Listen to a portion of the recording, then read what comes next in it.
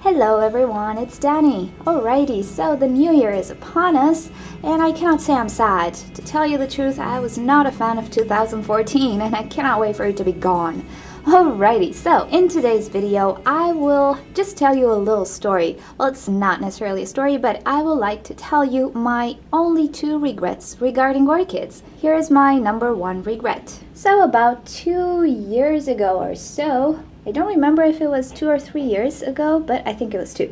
So I was having my Phalaenopsis orchids. I was growing them. They did okay, but then again, Phalaenopsis do okay most of the times. So I just started to have some activity on a local forum. And talking to the people there, they taught me some very important lessons. And I'm not sarcastic, they did. But there was something that they told me which is universally valid, but I don't agree with it sometimes. And this was to not buy orchids that I've never seen before or I don't know anything about. And this is a pretty legit thing to say, wouldn't you? Well, it is, really is. But I'm not that type of person. So about 2 years ago, we have this home improvement store called Hornbach. It's a German store, and my friends from Germany here might know it. They have this really huge gardening section and flower section. And about 2 years ago, they had this sale around Valentine's Day. They brought in some really exquisite orchids. It was full of orchids. I'm not sure if it was an expo or something. It was just full of orchids I have never seen before. Now that I remember them, I know what they were. But they were stuff like Oncidium Twinkle, even cherry babies, some very nice Cymbidiums. Anyway, a lot of orchids that I've never seen before and I have never seen since in the stores. So I go there to pick up some orchids, and I go for some Phalaenopsis, of course, and I was thinking, let us try a Dendrobium orchid. And the seller there was like, oh, you like orchids? Yes, I collect them. Well, maybe you should try some fragrant orchids. And she shows me these fragrant orchids, and I smell them, and they're absolutely fantastic, but I have never seen them before. So I was like, yeah, I wouldn't get those because I don't know how to care for them, so I'll just leave them be. So I leave with my bunch of Phalaenopsis, your usual Phalaenopsis orchids. I go home, and then I started looking for pictures. And I found some of them, and I read about them. And in a few days, I kind of figure out that, you know what, I should have bought them. But when I went back, they were gone. They were sold out.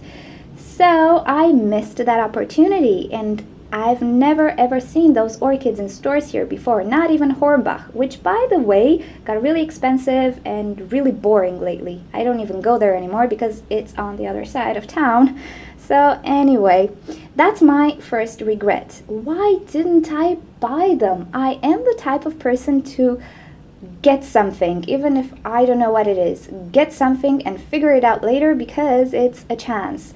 And I know it might not be healthy, but it works good for me. I am that type of person who kind of moves fast under pressure. I actually work a lot better under pressure. So that's my first regret, the fact that I did not buy those wonderful fragrant beauties that I have no idea where to get from again.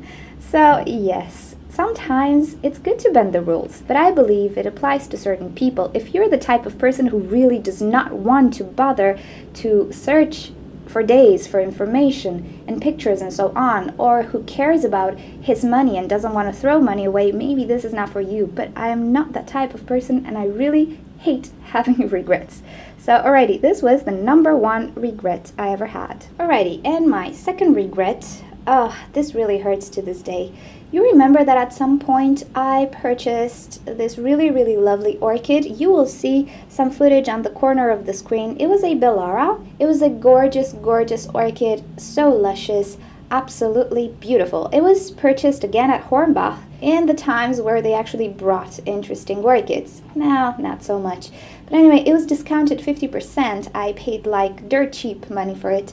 And I purchased it, and I tried to save it because it was really sick. It had aphids. I managed to treat it as much as I can. I repotted it, and my mistake was that at the time, this was about 2 years ago as well, at the time I still believed in that nonsense that there are beneficial stuff in the media, so when you repot an orchid, it's not okay to wash it and stuff like that. And I should have known better because I had 7 years of experience of growing planted tanks, and I should have known how the nitrogen cycle works and how the nitrifying bacteria die if they don't have enough moisture, and so on. It doesn't matter. I should have known better, but again, I followed the rules.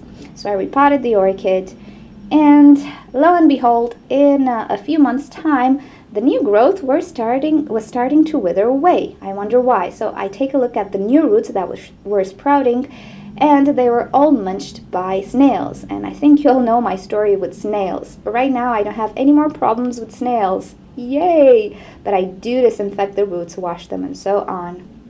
So at the time, I didn't used to do this. After that experience, I started to. Yeah, needless to say, I lost the orchid because it only had one back bulb and one new growth and one tiny little back bulb that was all shriveled.